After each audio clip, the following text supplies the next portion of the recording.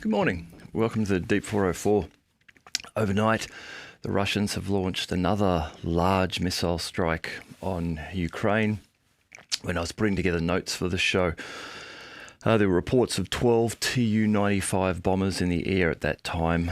Each of those carry up to 8 Kh-101 missiles. These are air-launched subsonic cruise missiles.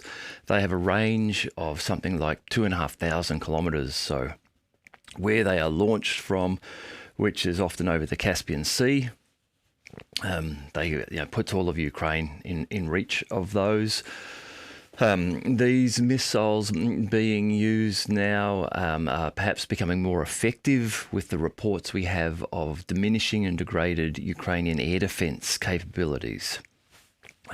These are the subsonic, so they travel at like Mach 0.7 or something like, maybe up to Mach 0.9 perhaps, but not supersonic, not like some of the other missiles which travel at Mach 4.5 or even Mach 10, incredible speeds, some of the Russian missiles.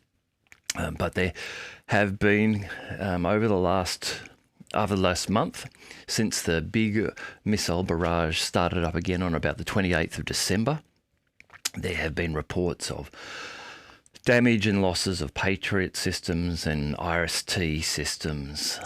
So certainly reports, also collaborative reports, video coming out of Ukraine, showing strikes in Kiev and in different areas. A report that I was reading last night from a Ukrainian Telegram channel was suggesting that yesterday 41 missiles were launched. The official reporting is that 21, this is from Ukraine, the official reporting is 21 of those 41 were shot down. That in itself is a recent change, that the Ukrainians are reporting that a large number are getting through officially. However, this Ukrainian channel says that unofficially, the number of missiles that got through last night is far higher than the official 21. Anyhow, so the big thing at the moment is what is going on with General Valeri Zaluzhny. General Zaluzhny has led the Ukrainian armed forces in this conflict against Russia. And there has for some time now been reports and rumours and allegations that there is conflict and a growing dislike and distrust between President Zelensky and his administration and General Zaluzhny. We have heard over the last 2 months probably, this is elevated to some extent, we have had reports that President Zelensky has been looking to want to remove General Zaluzhny from his position. But the challenge that he has encountered is that General Zaluzhny is considered to be popular within the military, within the armed forces. So the Ukrainians have been in a big conflict, for them a big patriotic conflict against Russia. They have been through a failed offensive, which has seen them lose a lot of men and equipment. So the men of the military there are, I think, in probably two minds. They are either invested and really want to fight and win, or they are now those who are being mobilised forcibly in and want the conflict to be over and perhaps don't really have the full desire to want to go to the front lines and fight. And here I'm talking about the men that are older. We know that the average age of the Ukrainian armed forces has increased from the start of the conflict from an average age of 27. The average age is now 43. And now this is not because, as former General Ben Hodges said a few months ago, that Ukraine needs to stop protecting its youth and start sending them into battle because its average age is too high. It's because all of those young men that were in the conflict originally are the ones that contribute to the 500,000, the 500,000 killed and wounded that the Ukrainian Interior Minister reported last week. So the Ukrainian Parliament themselves are reporting that their losses are somewhere in that neighbourhood of 500,000, 500,000 men killed and wounded. So there are going to be two camps, I think, within the Ukrainian armed forces. Now, one of them are the soldiers, the career soldiers. They are going to be loyal to General Zaluzhny. They have the Kharkov and Kherson victories, if you will, victories for Ukraine from 2022 when they pushed the small number of forces back in Kharkov, and then in Kherson the Russians made a strategic decision to retreat back over the Dnieper. But that was played up as a victory, and on the ground I imagine it would have looked like a victory. You are fighting, your opponent starts to step back, you chase them back to the river. So there will be those people, I think, who are loyal to General Zaluzhny. There will be others who just want the conflict to end. Now, Ukrainian politician Georgy Tuka has stated in an interview with a YouTube channel Newsroom. Now, I haven't seen the interview. I've just seen reporting about this on some Russian Telegram channels, that he has said Zelensky has decided to replace Valeri Zaluzhny, General Zaluzhny. The plan is to transfer him to the National Security and Defence Council, but away from his role as commander here. And he is concluding that the person who will replace him will be the head of the main intelligence directorate, Kirill Budanov. Now, he has gone on, this is the politician, Georgy Tuka, has reportedly gone on to say that he's made this collusion because Zelensky took Budanov with him to some international events in Geneva. So instead of taking his military commander, he's taken the military intelligence, the head of the GRU. The GRU is different to the SBU. The SBU is the Security Service of Ukraine, which is the government national security service. It grew out of what would have been the former KGB, which I think many of you will have heard of. It's very famous in many spy novels in the West, the KGB. So there's the SBU and the GRU. The GRU is what is headed up by Kirill Budanov. Now, Budanov has a military career. He was a special operations member for Ukraine, but as many people are pointing out, he doesn't have any command experience. He was wounded and has operated the military intelligence and has operated in activities involving assassinations and behind the lines attempts. The recent explosion in St. Petersburg up on the Baltic Sea, where a gas refinery or gas and oil storage plant, there was an explosion there. That has been claimed that may have been done by Budanov. Alexander Mercouris from the Duran, who if you don't know, I strongly suggest you go and Google Alexander Mercouris. He's an amazing wealth of information and insight on this topic and others. He's suggesting that it could be, but then again, maybe it isn't. There's no proof that it was Budanov behind this. But those are the sort of attacks, those things behind the lines, that he has some experience with organising. Now, I just want to step back a fraction too. At this stage, this seems to be a culmination of rumours and a likely decision by Zelensky. So I've had a look around, and there is definitely some articles. There's an article on Slavengrad, which talks about this Ukrainian politician, and this seems to be the recent one which has sparked this idea again that Zaluzhny is going to be fired or removed by President Zelensky. I haven't found a whole heap of other corroborating reports about this, but we do have this background. This has been bubbling away, and we do have these reports of a month or so ago, Zelensky reportedly sending some aides to Zaluzhny and saying, "You're fired, you're out," and Zaluzhny just bold-facedly saying, "I'm not going." Said, "I've done a good job. If you want to get rid of me, you fire me publicly and get rid of me, and then it's on you, but I'm not leaving." We do have that. And again, Alexander Mercouris has, in the last couple of days, covered this topic, and he feels confident that this is more than just a rumour. And he has a couple of times said, I think this is more than just rumours. These are reports of what has happened here.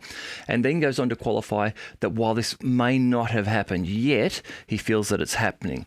Now, Alexander has a wider network than I do, connection to more sources than I do.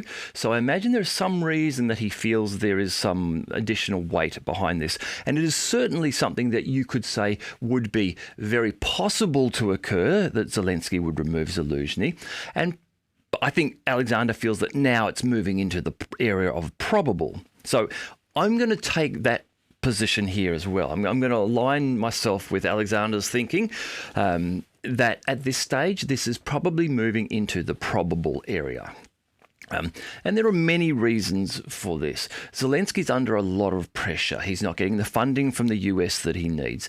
This is causing problems politically within Ukraine. And there are a number of challenges who have been popping up. And the foremost of those challenges to his presidential role has been suggested as being General Zaluzhny. Interestingly, Kirill Budanov has also been suggested as a possible challenger. There have been others as well, including previous Prime Minister Yulia Tymoshenko as possibly being someone who could assume the role of President of Ukraine. Pardon me. Now, Budanov. So Budanov, the challenges or the questions, the interesting questions that are arising about his selection as possibly being the person to replace General Zaluzhny is that Budanov has no command experience. He has, as I've said, been a previous experience within the military as a special forces person, an individual, but not a commander. And so, again, Alexander has said, well, there might be some reasons for why he has been chosen. So one of them is that there is a feeling that given the problems Ukraine are facing with a lack of funding, with Russia growing in strength, we have reports now that Russia has 1 million men in its army in Russia, and then the 400,000 or so in Ukraine. So a large force getting thousands of people, tens of thousands of people a month volunteering to join. No mobilisation, no active mobilisation, forced mobilisation and drafting going on in Russia. People are volunteering to fight. Now we've got the opposite going on in Ukraine, where they're trying to enact more and more draconian mobilisation laws to bring in anyone who's breathing, it seems, to be able to fight, including women. So there are problems there for Zelensky. He knows that that is all starting to point towards him. And if the war gets to the point where the funding's not there and things crumble, the ability to fight an offensive war against Russia will fade away. And what may happen, what's being suggested as what may happen, is that their focus will turn to an insurgency war. So it will become one of defense of Kiev and these areas, and then instead of big frontal attacks with tanks and things like that, the Ukrainians will attempt to infiltrate into Russia and disrupt Russia and cause political problem for President Putin there. They will assassinate people. They will get in and plant bombs on infrastructure, on power and oil and water and those sort of facilities, and just generally annoy the piss out of the Russians in the western oblasts of Russia, and cause problems for President Putin, and rather than doing the full traditional fighting. And if that were to happen, and there were lots of people doing that, well, that would become a problem for President Putin. It's hard to stamp out those rats and mice. It can be done, but it becomes difficult. You end up in a situation more like Gaza, where the Israelis, if they're trying to stamp out Hamas, well, they've got to kind of wipe out everyone to do that. And Russia doesn't want to be in a position where it's got to wipe out everyone in the eastern oblasts of Ukraine to get rid of these insurgents. So that's why there's a suggestion that maybe Kirill Budanov would be a good choice to lead the military if that's what the military activity turns to. And that, I guess there's some logic to that. The other point that Alexander is suggesting, and I want to bounce from this point forwards. The other point is he's suggesting that President Zelensky has alienated Zaluzhny and the other generals to such an extent that he is concerned about those generals and their loyalty. So if he was to take the head of the GRU, the head of military intelligence, and make him the commander of the military, then Zelensky's pick, Budanov, could keep an eye on all the generals and what's going on in the military, and could report back to Zelensky and could give Zelensky some warning if things were going to happen, could protect him. Now, this point, I think, is actually a good point. But what I think this point actually should make us think about is that if we've reached the position where possibly Zelensky's thinking of getting rid of Zaluzhny, but thinks he can't get rid of Zaluzhny easily, and the reasons I say this are, well, first of all, Zaluzhny's already reportedly flat out said, no, I'm not going unless you fire me. You have to fire me publicly, and then you have to deal with the fallout. There's a recent poll that has been done by a Ukrainian organisation, the Advanced Legal Initiatives Group. I don't know who they are, but in reporting here from a Ukrainian channel, they've conducted a poll, and in that poll, 37% of Ukrainians would vote for Zaluzhny, while 15% would reportedly vote for Zelensky to go for president. So both Zaluzhny and Zelensky are aware that within the country, it seems now that Zaluzhny is more popular than Zelensky. So they're aware of that. So if Zelensky's thinking about putting Budanov in control to let him know what might be being said, what I'm suggesting is that Zaluzhny might be at the point where he's thinking, well, I want to get ahead of this. Zaluzhny doesn't like Zelensky. This is well known. We can see in the communications and what's being said about who's responsible for this and who should be doing that. It's not they're not providing a unified front and backing each other up.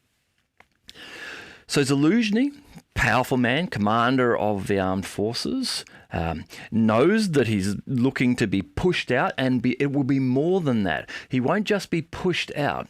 If he is removed by Zelensky, he will be made the scapegoat for the failings of the Ukrainian armed forces and the offensive from last year. So that's what Zaluzhny has awaiting him if he sits there long enough for that to happen. On the other hand, if Zaluzhny is patriotic to Ukraine, doesn't like the current president, doesn't want to be made the scapegoat when he has openly said, you fire me because I've done a good job. You know, you're the commander-in-chief. Any of these issues are yours, not mine. These failings are really yours and not mine. Then maybe he wants to get ahead of this. And if he wants to get ahead of this, the way to get ahead of this is to enact a coup, a military coup, where Zaluzhny flips this script and says to the group, as I said before, of the military who are already loyal to him, come on, boys, we're being destroyed here. It's our leadership that is bad. It's not my fault. I've got to take command from this joker in the presidential spot. But let's put an end to that for the sake of Ukraine. We've got to do something better here. You know, so he gets them on board, and then to the guys who want out, he just plays that card. He says, you know what, guys, this is enough. We've got to stop this. I know you guys don't want to be here. You want to get back to your kids and your family. To be honest, I don't want you here. You're not the best soldiers. Let's be true about this.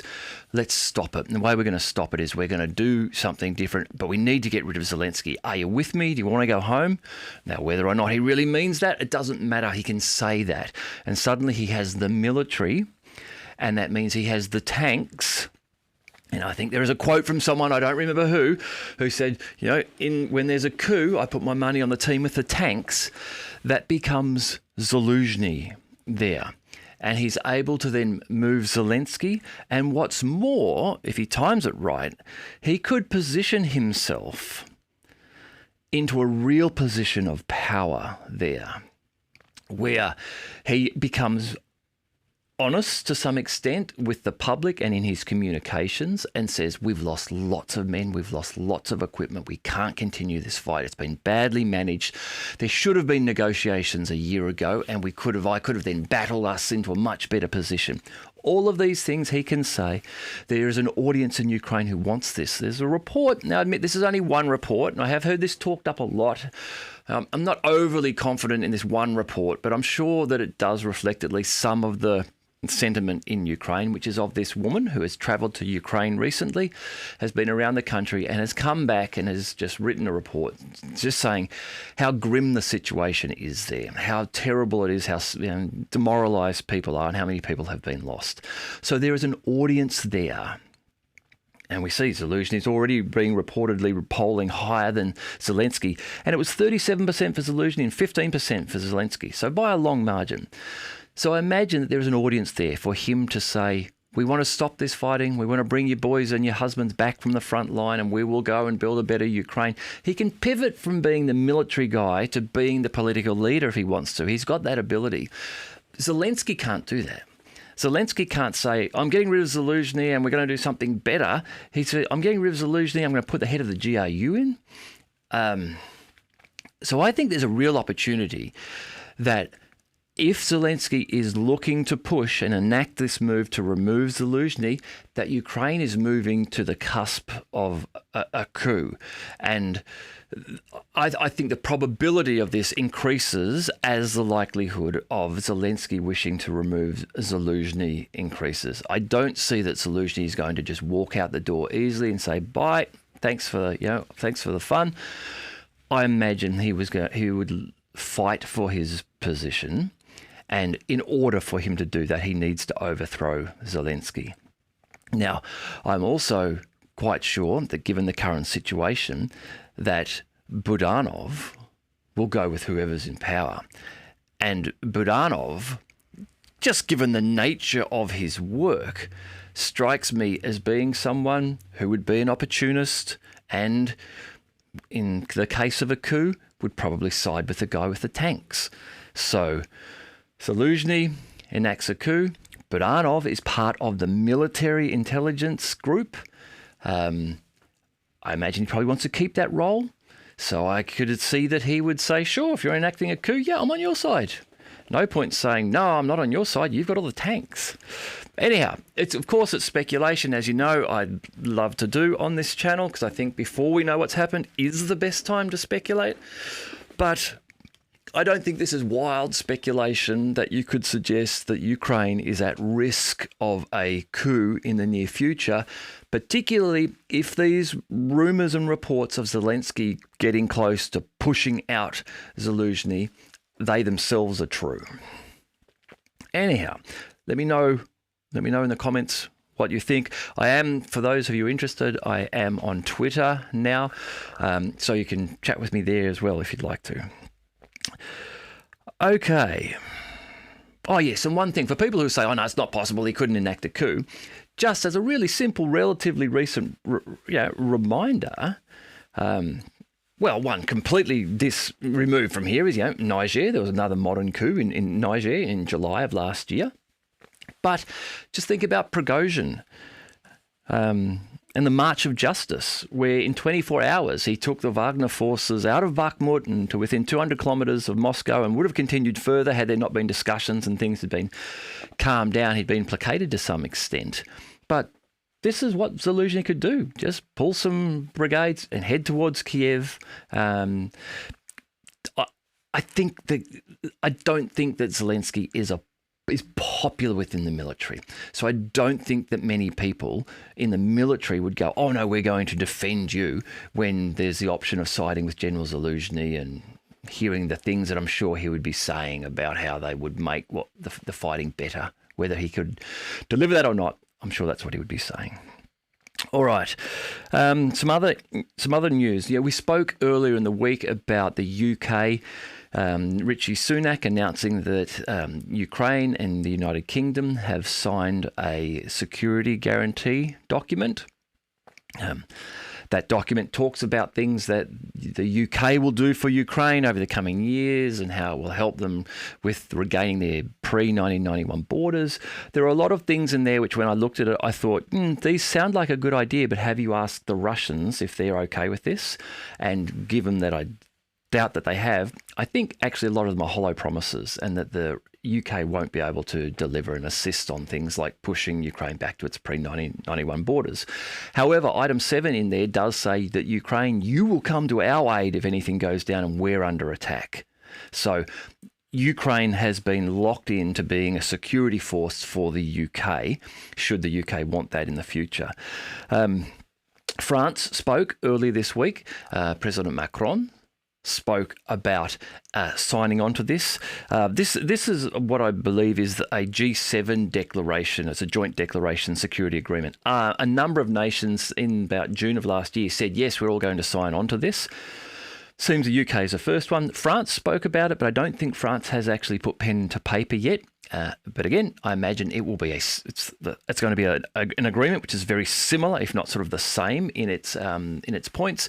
So it will now see France saying, we will commit to help you with things, but you will commit to assist us if we ever get into strife.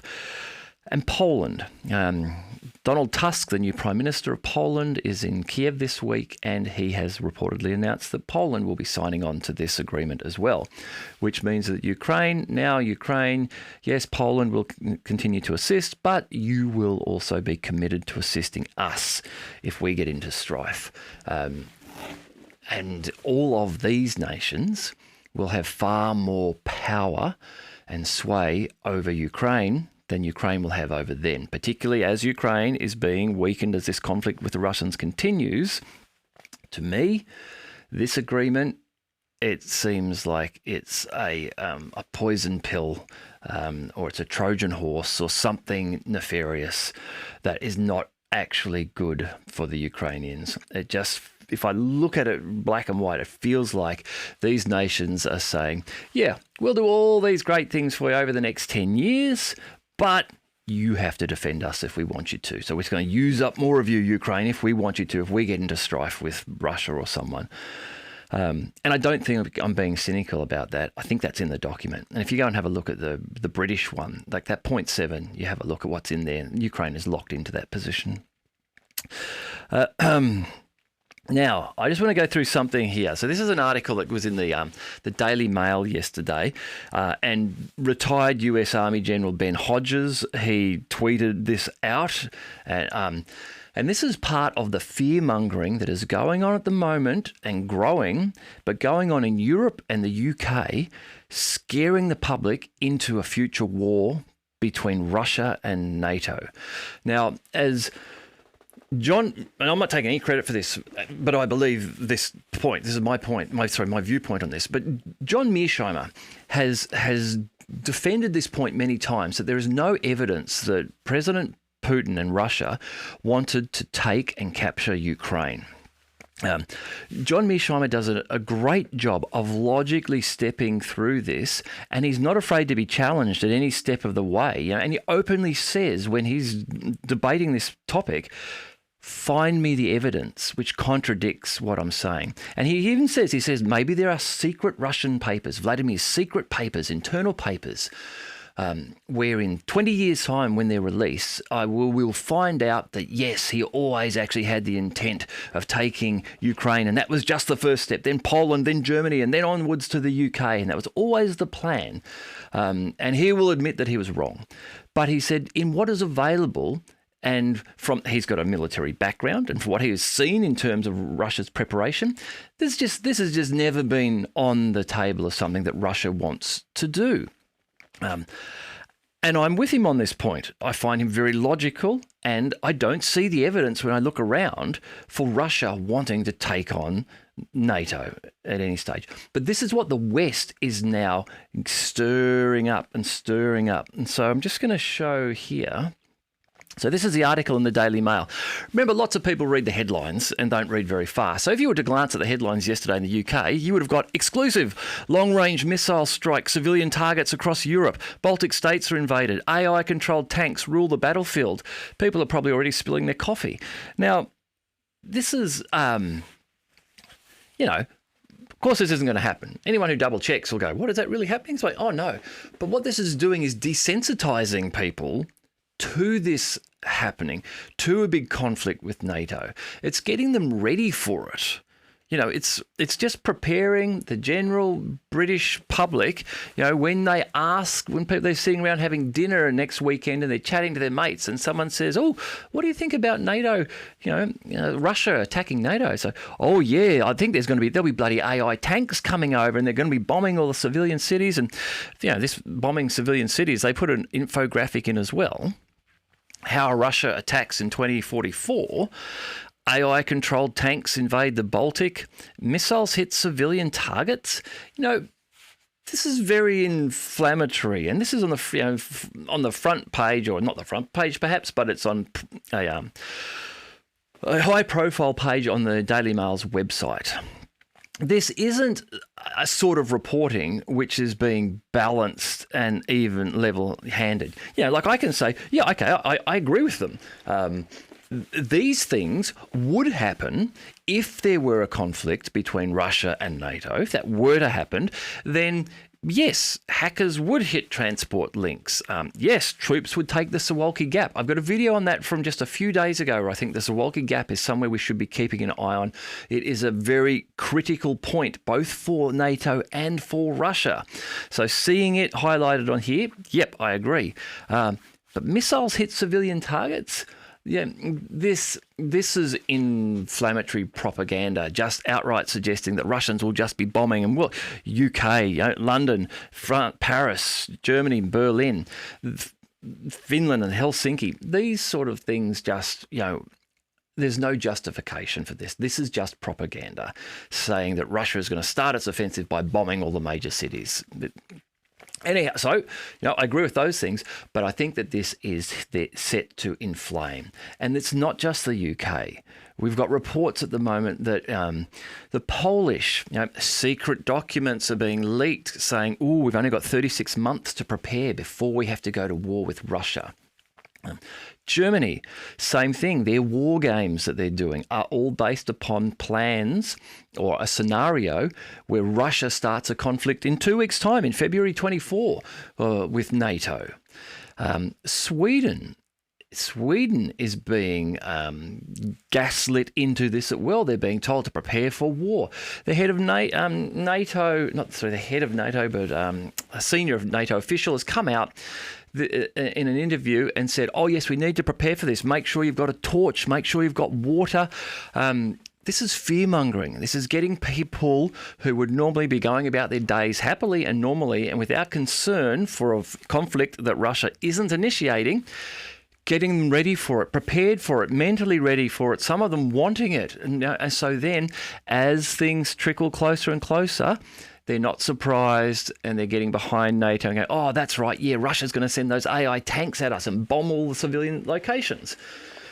This is bad. This isn't what you want in the West. This is escalation. This leads to more war and more death. The people who are doing this are warmongers and want a fight in Europe. For whatever reason, they don't want to trade with Russia and open their suffering European markets and economies up to 140 million people that they could happily trade with. Instead, they want to shut that off and fight with them.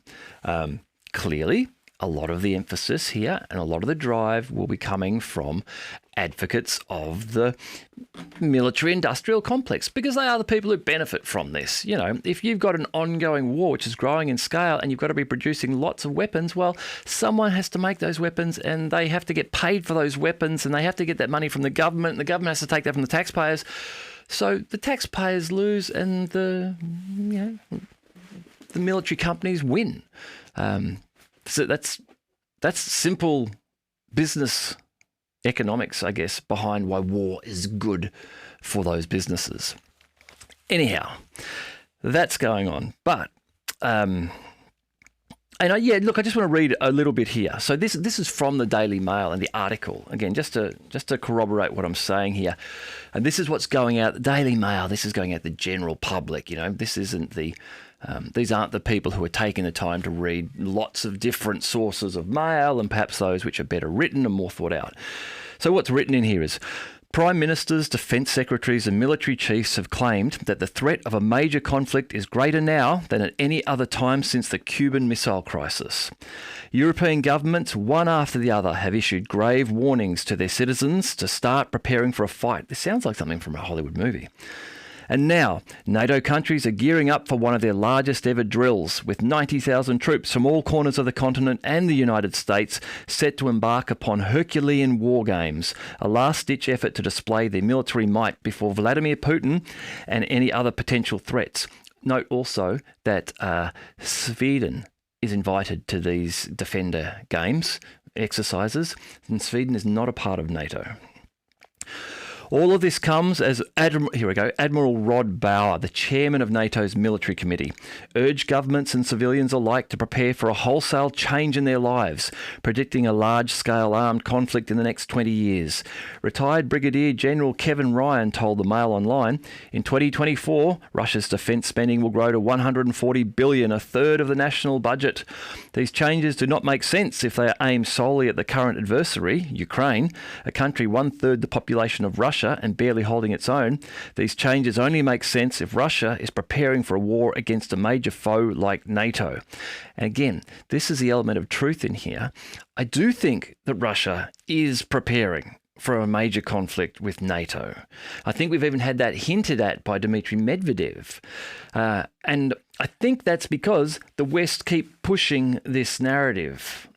Because President Macron says, this conflict in Ukraine will not end for at least 10 years. Now, Ukraine's not going to be fighting on its own legs for 10 years, but NATO could be.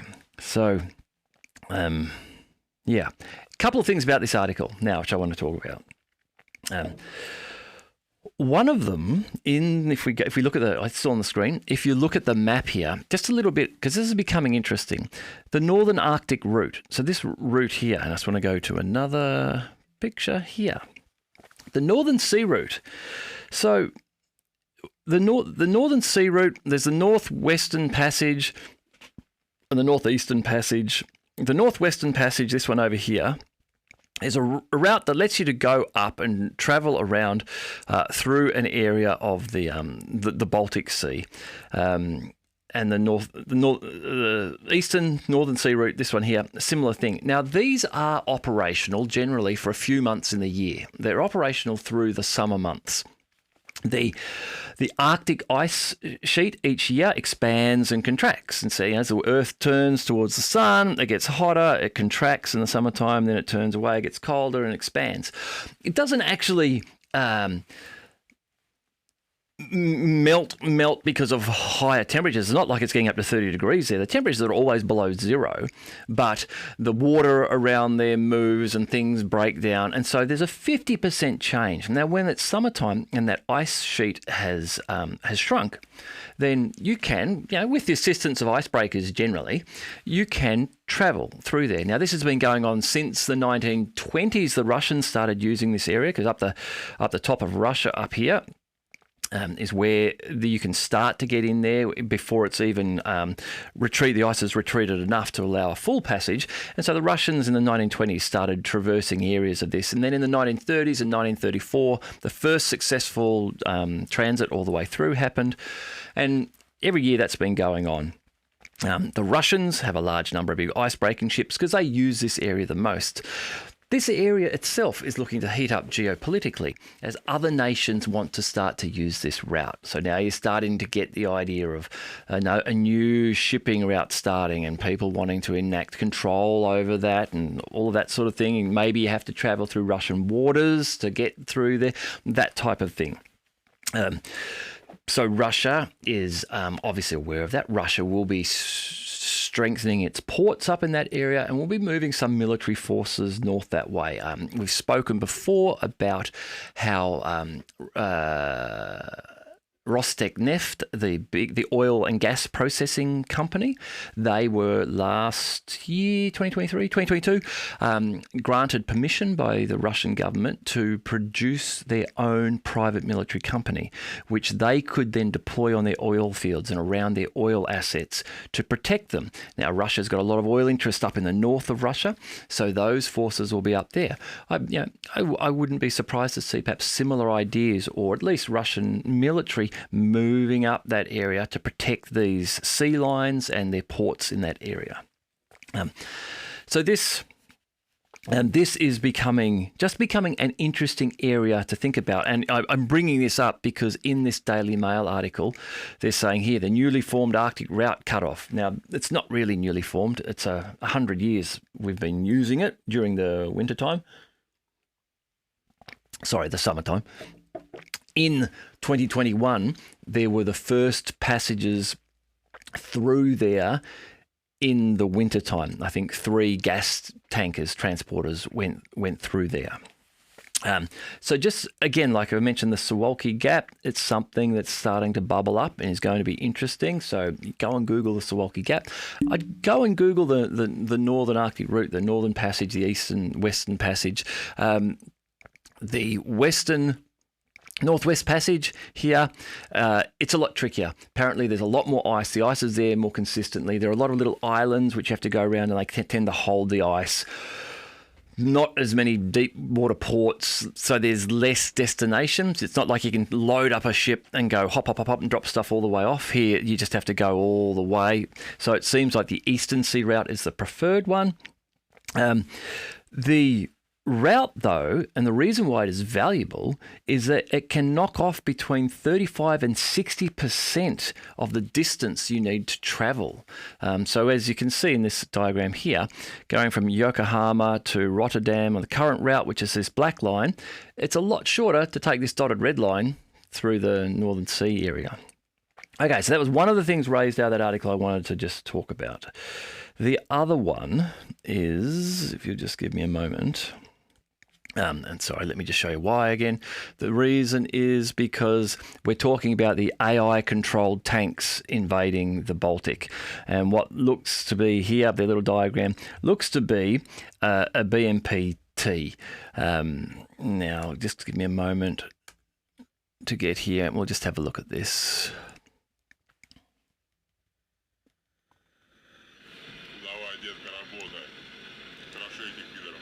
So what this is a BMPT. This is heavily armoured. It's been built to survive in urban combat. It's armed with 2 30mm 2A42 autocannons, and I guess that's them working out there. 2 AG-17D grenade launchers, and 1 coaxial 7.62mm PKTM machine gun, and it's built on a T-72 chassis. Now, there is, if you go and Google around on YouTube and Telegram for BMPT footage, there's lots of this, which you can see. They are frightening units. I mean, if you were to be in the field and you saw one of these coming towards you, I think you would be frightened for your life. But you look at the way that they move. They look like there's something that could be remote controlled already, is the way that I sort of see them. I'll just stop that and come back here. Now, the reason that I just mentioned that is because the BMP3, which is like a little brother to the BMPT, the BMP3, Rostec has announced this month that remote controlled via tablet versions of the BMP3 may be tested in Ukraine. So this idea of AI tanks coming to the conflict, there's some truth to that. That is something that we would expect to see. And honestly, it's something I'm almost surprised we haven't seen more of earlier. I guess the reason for tanks is that not all tanks have auto-loaders, and so you need someone in them to perform that loading task, although that may not be the case with some of these Russian tanks. But If we assume you have a tank which doesn't require a manual loader to load the shells and it is operating off an auto loader, then I think that the use of tanks, BMPTs like this in an remote controlled and then AI assisted mode can't be very far away, because you take out 3 servicemen from the front line. Obviously, you don't want to lose them. They're very expensive to train, to know what they need to do with the tank. If you could instead, at least in a part-time capacity, make it remote controlled. And so here what I mean is maybe you keep your tank engineer, like the guy who's good at fixing them, a tank mechanic, he stays near the front line, but you send the tank out without him to do the heavy work of shooting up the forest and the enemy locations and their positions. And then you just tell the thing, okay, come back, roll back, and we check you out. Are you damaged? Okay, we fix you up from the, some safety at the rear, send you back out again. These are ways which you can leverage the power, the utility that one of these vehicles gives you, and reduce the costs of perhaps training, because it takes a long time to train people to be good like this, and reduce the likelihood of losing those men, and instead put them back and train them to be tank pilots, effectively, like the FPV pilots. You control those tanks remotely and safely from the rear. So just wanted to, show you a little bit of that, because I thought you might find that interesting. As I say, the footage of them is just impressive in terms of their power and potency. It's brutal. There's a lot of it around. In terms of the front line, I'd quickly run through the Ministry of Defence update. Look, in the big areas, of course, in Avdiikva, the Russians are pushing forward and are advancing. Reports of Ukrainian troops surrendering, retreating. They are coming under intense pressure. They are the Ukrainians are enacting FPV drone strikes on Russians in Avdiikva, and this is part of the way that we are able to determine how far the Russians have advanced, because the Ukrainians release the footage, geolocated, say, look, we blew up this Russian armoured personnel carrier, or this individual, here it is, and it's right in the, so getting close to the centre of Avdiikva, so we know the Russians are getting there. Alexander Mercouris made a very good point yesterday about that. He said, I don't know how long they can go on using these FPV drones, the Ukrainians, because I don't know how they're getting supplied. And this is because the Russians now have full fire control over the last access road into Avdiikva. So bringing any amount of equipment in is going to be very difficult. So I would imagine that the Ukrainians are working on a dwindling supply of these FPV drones. Perhaps there is a way to piggyback, and these will be techniques that I'm sure these guys have figured out. Perhaps there is a way to hop a drone, an FPV drone, into a location. So what I mean is, from outside of the area controlled by the Russians, you are able to fly one in and land it in Avdiikva, and then those guys are able to pick it up, reconfigure which frequency it runs on, and then they can take control of it. That may be possible, and that may be how they're sustaining the drones in the area. But if not, then these guys in Avdiikva are falling into the same position as the fighters of Hamas in Gaza. They are trapped, they are isolated, they're not getting anything coming in, so they'll be operating on dwindling supplies. At Avdiikva, Krynky, again, the Ukrainian forces in Krynky are being killed and destroyed, and are dwindling in number, it seems, and are slowly being pushed back out of Krynky. The Ministry of Defence update, again, I'm summarising this. On Friday, I'll probably go through the weekly one, and I'll go through it in more detail, but I'm just going to keep this quick for today and pick off the key points. Across the line, it's been a heavy day of fighting again. 2 days ago, the reports were what seemed like a slow day. The reported number of killed and wounded Ukrainian servicemen was about 525. The day before, the one after that, day after that, the number jumped to one of the highest we've seen, which is 1,005. Now, that may have been correct. There may have been foggy weather across the front line 2 days ago, hence it was a quiet day. Things cleared up, fighting happened, and the numbers jumped. Or perhaps that number was a bit of an overhang. Maybe it was some of the numbers that weren't counted the day before were counted the following day, hence the jump. I'm not sure. But in either way, there has been heavy fighting. And then yesterday's numbers, the Russian Ministry of Defense is reporting that 755 Ukrainian servicemen were killed or wounded yesterday in the fighting. And the Ministry of Defense of Russia calculates these numbers by intercepts, communication intercepts. And yesterday I gave an example, not of an intercept of that exactly, but a Ukrainian intercept, which is available on a Telegram channel, where it was indicating the situation, the plight of Ukrainian forces in Avdiikva, how they were reporting everyone was 300, meaning everyone was wounded in this guy's troop. He said he had 4 guys with him, they were all concussed, they can't pick up a rifle, they can't do anything. So badly wounded men. So this is happening. These numbers are continuing on and on. There are heavy losses being suffered across the front line.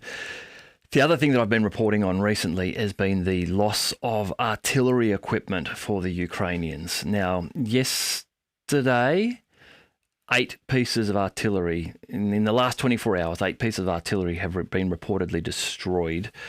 Of those, 1, 2, 3, 4, 5, no, 4 of those 8, 50% of them are self-propelled pieces of artillery, Gvozdikas and that sort of thing, Akatsiya. Now, this is problematic for the Ukrainians. Losing artillery is, of course, a problem. Losing self-propelled artillery is giving an indication that the Russians are able to be more active right in behind the front line of Ukraine. The self-propelled pieces are harder to pick off because they can move. They can shoot and then scoot. They're not fixed in a location where they can be detected by a counter-battery radar system and your return fire can be aimed at a stationary target. Instead, they shoot, they move, and they should therefore be relatively safer. So when we're seeing days where the number of fixed pieces being destroyed is equaling the number of mobile pieces, this is an indication that things are not going well for the artillery teams in the Ukraine. The day before yesterday, when 1,005 men were reportedly killed or wounded, the number there, I think it was 24 pieces, a mixture of self-propelled and fixed in one day. So the Ukrainians are struggling on the front lines, and as I've said, with heavy missile strikes again, likely over 100 missiles again. The recent targets for the Russians have been manufacturing bases, repair facilities,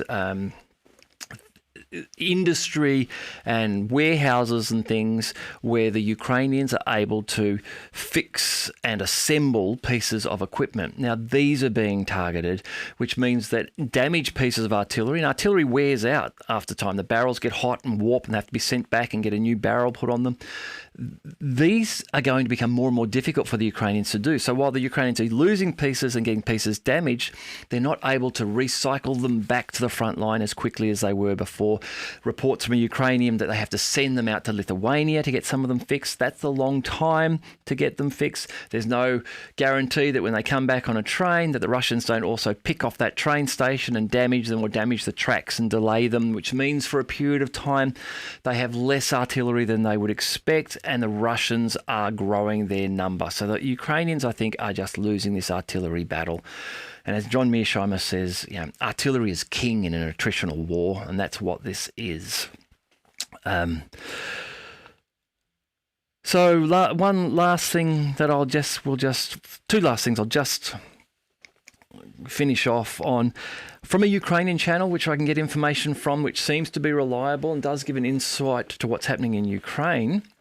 They are saying that, they say our source in the OP is the Office of the President, that's how they refer to that. Our source in the OP said that missile attacks are carried out on military enterprises and warehouses, which it was decided to move to cities in order to cover them with air defense and residential buildings. So if this is correct, this Ukrainian report, that the Ukrainians are moving from the industrial areas, moving into cities, to factories there, moving locations where they can to put them under cover of the air defence, which sits around the cities, and defence, the shielding, I guess, of residential buildings, which may work in a number of ways. It might make it less easy to detect that there's military activity going on there because there's other traffic around because of the residents in the area. Plus, the residential buildings may actually make it harder to land a strike on a factory, all of those sort of things. But this is bringing military locations into civilian areas, which is increasing the likelihood of them being struck and civilian casualties as the Russians target these repair and assembly facilities. President Zelensky has signed a decree calling for the preservation of Ukrainian national identity in Russia. And this is covering Western Russian oblasts like Krasnodar, Belgorod, Bryansk, Voronezh, Kursk and the Rostov regions. I haven't really gone into this deeply yet and to have a think about what he's really playing at here. This may just be a PR thing where he wants to be able to stir up Western support and say, we formed a committee now and it looks at these Russian oblasts and we believe they were once traditionally Ukrainian, and look what's happening here. Ukrainian people are leaving and coming back to Ukraine and the Russians are forcing them out and they're effectively cleansing these areas of Ukrainians. I think that's part of what is going to happen here. It's just some PR and it's going to try and make the Russians look bad. The claims that these areas are Ukrainian isn't going to fly with anyone, really. But if I get an opportunity to read into it more, I will come back and report to you if there is a deeper meaning behind this. And just finally, again, another thing to watch is just President Macron. There's been 3 big things to do with him recently relating to Russia. So he has said we're going to send the Ukrainians another 40 Scalp missiles. The Scalp/Storm Shadow missiles. These are medium-range missiles, and these are the ones that have been used by the Ukrainians to annoy the Russians and inflict some damage, try to hit some targets behind the Russian front lines. So that's somewhat inflammatory. And these are the ones which are similar to a German Taurus missile. They have a shorter range of just less than 300 kilometres. So he sent those, and then he's promised to send a whole heap more bombs. He has said we're going to sign on to this G7 security guarantee. I'm going to continue to back Ukraine. As I said, I think there's probably more benefit for France in it in the future. But anyhow, so this is again saying, look, we're still standing with Ukraine, not de-escalating things, not suggesting Ukraine, hey, maybe don't get into NATO and then Russia will stop and will pull out or whatever. That's not happening. And then the other one are these French mercenaries, where we've got these confirmed reports now of at least 60 French mercenaries who were killed in a hotel strike by the Russians. This is causing some problems politically for France. The French ambassador has been called to Moscow to explain why all these French mercenaries were there. So it's embarrassing for President Macron, but also it's bad for him because he's just lost a whole heap of French mercenaries. Apparently one of them is actually the son of quite a high up military personality in France. So Macron, again, rising on the stage here, and be interesting to see which way he goes. If he's going to sort of calm down, or if he's aggrieved and wants to try to stand up and bring this fight to Russia. Perhaps this is part of this NATO plan to entice and be able to start this war. He's going to start to wind things up way away in the west in France. Not actually going to come under strike from Russia, but can back up these articles that we're seeing in the Daily Mail that people in Sweden and Germany and Poland are hearing that they're under threat and that the NATO foreign secretary, whoever it was, has been suggesting that these things are coming. Maybe it's all part of that. I don't know, but it's not good. It's certainly not de-escalation. All right, I'll leave it there for today. I hope you're enjoying the channel. I hope you have a good day, and I look forward to talking to you again soon.